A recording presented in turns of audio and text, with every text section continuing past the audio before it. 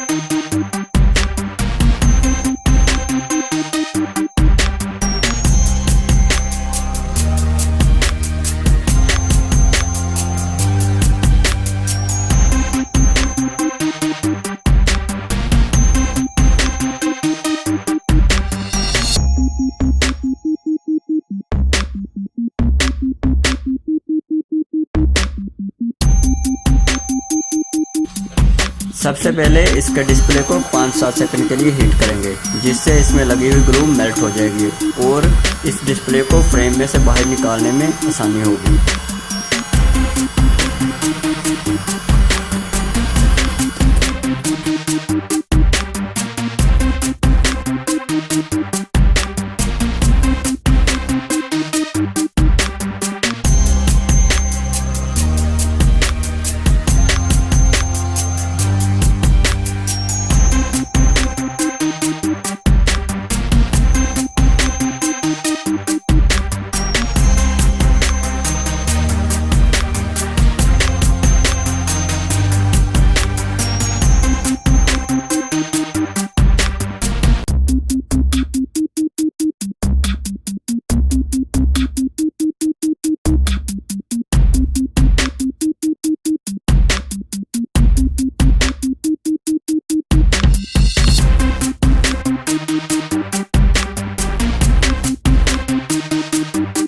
अभी आप देख सकते हैं कि हमारा डिस्प्ले ओके हो चुका है। अभी हम इसको दोबारा फ्रेम में फिट कर देते हैं।